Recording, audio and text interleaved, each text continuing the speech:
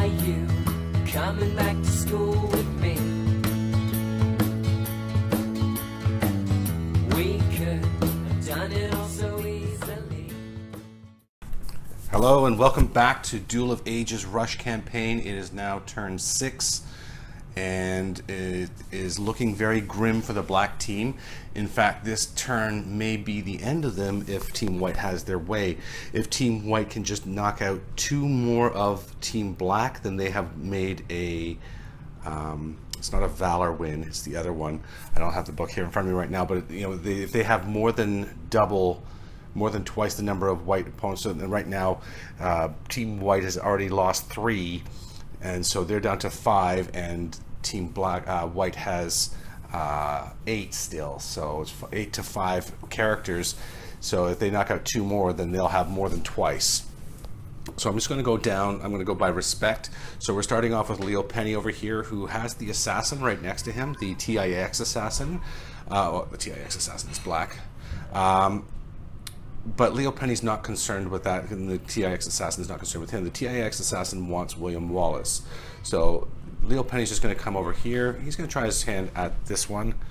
Well, you know what? 1, 2, 3, 4, 5. 1, 2, 3. 1, 2, 3, 4, 5, 6. Yeah, he's going to come here. Just trying to get clear lines of sight there. You can't shoot this turn because you'll recall, oh yes, in free action phase, there's nothing happening in the free action phase. No trading or anything like that, so that's why I'm moving straight on. Nobody's going to be firing their guns from where they're at. Actually, you know what, I say that. I'm wrong about that. So first off, we're going to fire Damon Raven at Brad.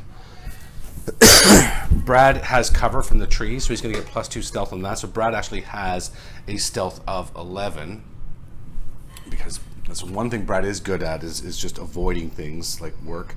So he's got a stealth of 9, +2 for the trees is 11. Damon Raven, however, remember, he's firing that compression rifle, and he's firing the compression rifle, and so he has it takes a point, and his point is 7.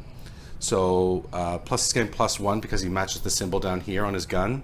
Plus he's getting +1 because it's a futuristic weapon with a futuristic character on a futuristic tile.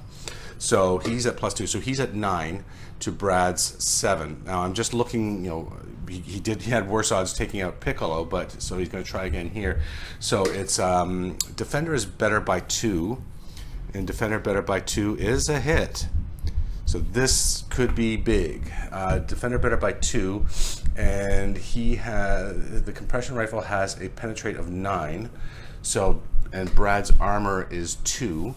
So that's attacker better by 7. Yeah, attacker better by 7 is +0 damage. So it does 1 damage to Brad. So 1 damage to Brad leaves Brad with 3 health. Oh, that's one, so that's a 1 on Brad there. So Brad's taking a hit. Next, moving down. Oh, sorry, I skipped over the Headless Horseman. So Headless Horseman, he is going to come into the base through here, and he's going to attack Jenny McGiddy. And then Adigan the Rat is going to just be ready to take that jump out here if need be, but for now, remember that was the Wood Elves. That was I don't think anybody on them, when we looked at it, I don't think anybody was able to finish that one. So he's just going to come over there and try and get some more adventuring points for Team White for now. And Mr. Catskill has a movement of 6. And he's going to go 1, 2, 3, 4, 5, 6. This red token here indicates where Ryan Knight had dropped his rocket launcher, which Mr. Catskill is quite good with. He doesn't have extra. Oh, he does actually. Never mind.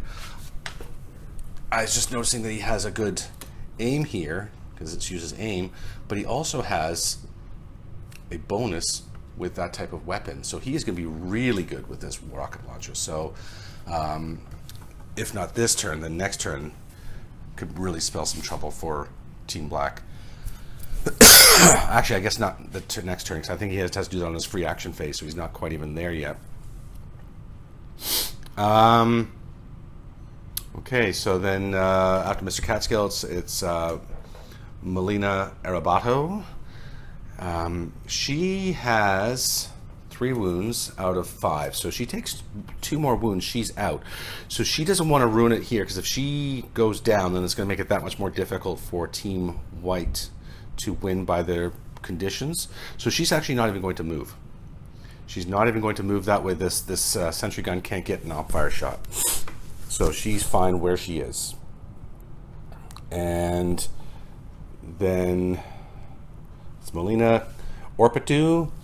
Orpatu was trying to lure the thing into the caves, but I actually finally did do the counting out. And sad as it is, Orpatu could have waited right here, but so William Wallace is going to make it 1, 2, 3, 4, 5, 6, 7. William Wallace is going to make it there. The assassin is going to be 1. So William Wallace makes it just inside Lith's cavern there, and the TIX assassin with all this stuff in the way here is only going to make it to there or there. I counted out every possible way I could see, and he's going to be 1 hex away from the target. So William Wallace is going to escape yet again. So Orpatu is just going to hang out in the cave. He's not going to try and tempt, even why tempt a fight with the assassin? The assassin could potentially kill him, and we just don't want that. Don't want that to happen. So those 2 are gone. Next up is, that's it. So that's it for the movements of all those characters. So we're going to go on to the next phase, which is op-fire. So in the op-fire phase, I don't think there's anybody who can op-fire right now. Even where the sentry gun is, it couldn't have seen Mr. Catskill as he ran around there. It's blocked by the white base. Yeah, nobody has any missile weapons that could have op-fired at them. So that's it. So no op-fire, then on to melee. So we do have 1 melee here, and that is the Headless Horseman versus Jenny McGiddy. So Jenny McGiddy, so let's see, she has a wits of 9, Headless Horseman has a wits of 6. So she's going to attack first. Jenny McGiddy has a melee of 4. The Headless Horseman has a react of 5. So a defender better by 1. Defender better by 1 is a hit by Jenny, and she is a penetrate of 3 versus his armor of 3. So attacker better by 0 is -1 damage. She does 2 damage, so she actually put a wound onto the Headless Horseman. Alright, so let's put that over there in his space right now.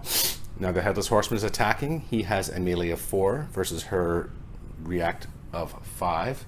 So 4 to 5. So it's defender better by 1. Now remember, she has the ability here too that on melee hits which against Jenny, she adds her wits to her react. Oh. On melee hit attempts against Jenny, Jenny adds her wits to her react, and the attacker adds his wits to his melee. So those are the wits. So 6 to 10 would be, and 13. So now she's better by 5. So yes, much better. And if he fops in a melee attempt against her, he hits himself. So this is what she's hoping for.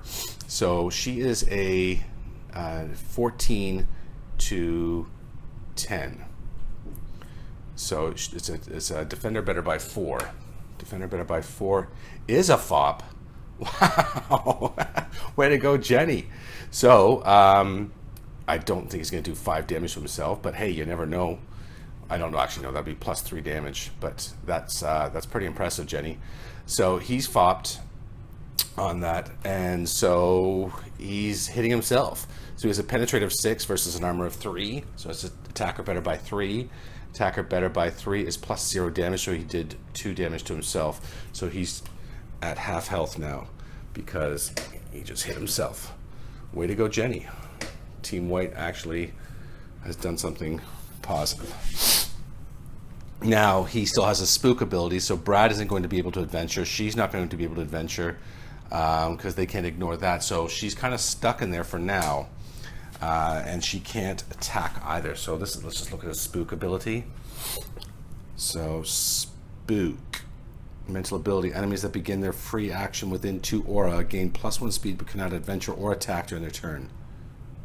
Enemies that begin in a building or ally or with an ally.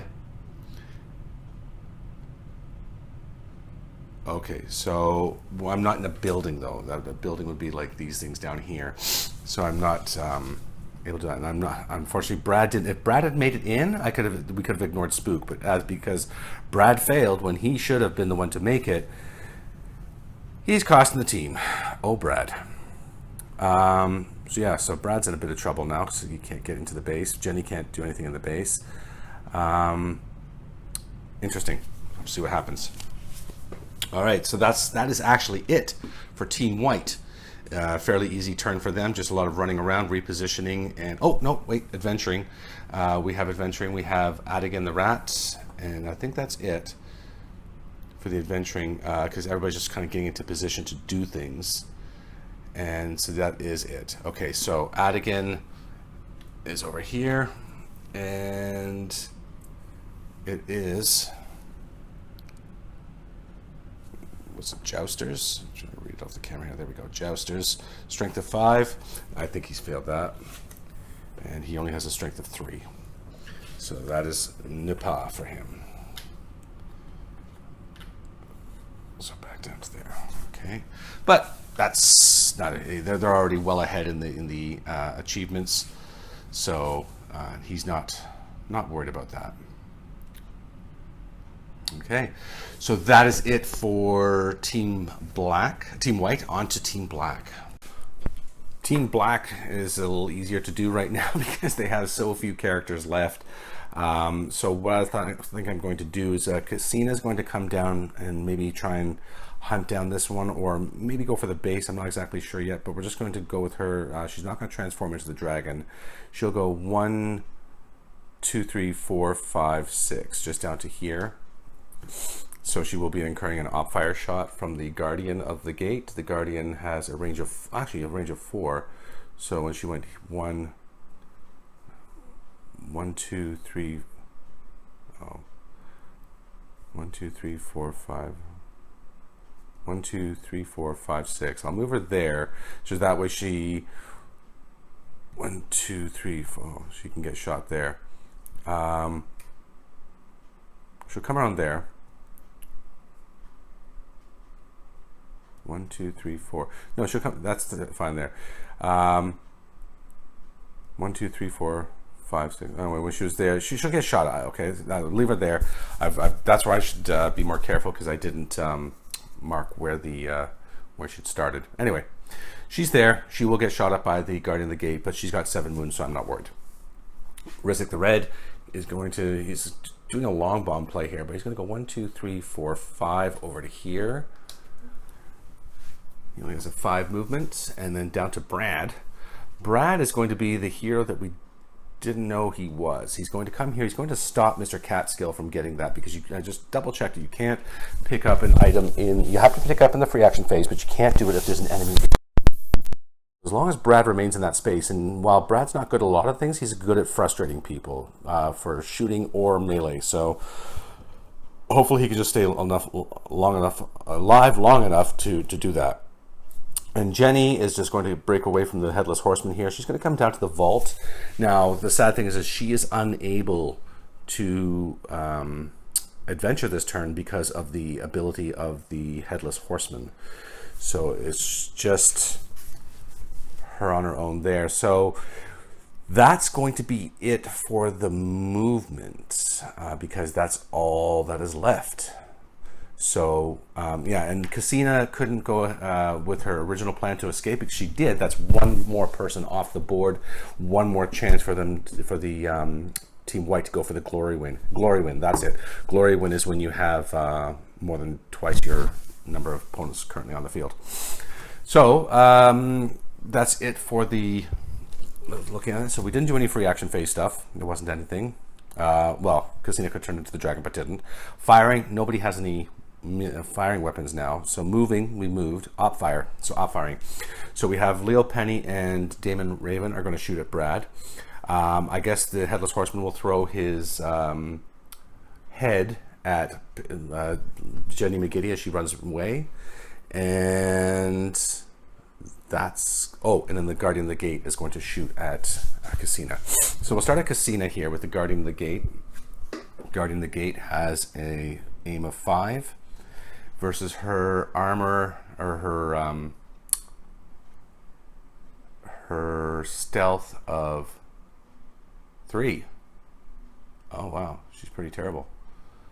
Okay, so her stealth is only 3. So I was thinking about trying to stay in spaces like here just to give her, make sure, because if you're in these spaces, you get +2 cover, trees +2 cover. But she's here now. When she came out here, we'll just call it that 1, 2, 3, 4. So when she came to this space here, she was the best space to be shot at. So that's going to be it. So it's an attacker better by 2. An attacker better by 2 is a hit. So she is hit by the attack, and it is a penetrate of 6 versus her armor of 2. So attacker better by 4 is +1 damage. So she's taken 3 damage from the one shot. So maybe she should have been a little bit more careful. So seeing as the Team White is already in such a hurting way, just looking for a 3 here. I don't see any 3. There we go. So put a 3 on her there. She has 3 damage now. And so moving across, we'll do Damon Raven next. Damon Raven is going to shoot at Brad. So he has, we've already established a point of 9 versus Brad's 9. Because as Brad comes around here, he's wide open. So it's attacker better by 0 is a miss. Like I said, Brad is frustrating. And then Leo Penny. Leo Penny has a point of 9, 8 +1 for the pistol he's using. It's only a range of 3 though. 1, 2, 3. So Brad, no, he wasn't in range of Brad. This percussion derringer he's using right now is a very short range. It's only a range of 3. So it's not good enough.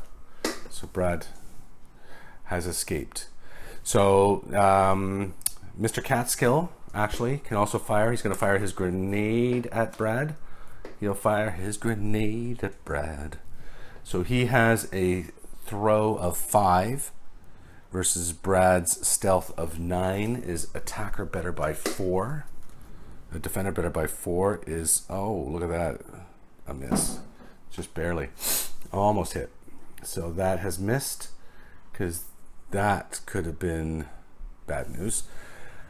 All right, so Brad has survived all that. We're on to Headless Horseman. Headless Horseman is throwing his head at Jenny. He has a throw of 7 versus Jenny's stealth of 6. So it's attacker better by 1. Attacker better by 1 is a hit. And the head does 4 penetrate with 2 damage.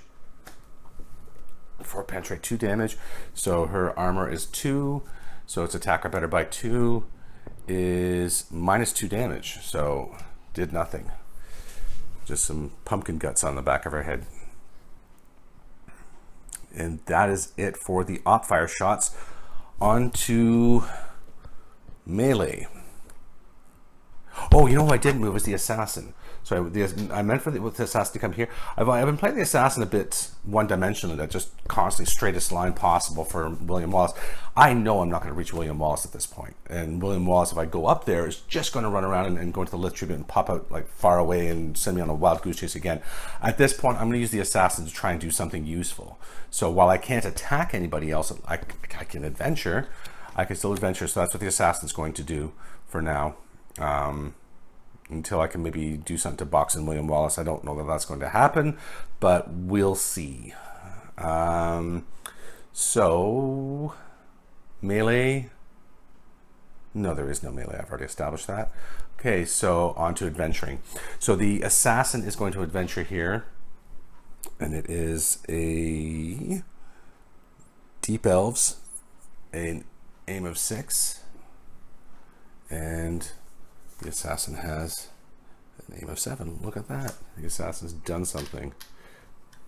Okay, so that's a point for us there. And Adventuring can't happen here because of the Headless Horseman's spook ability.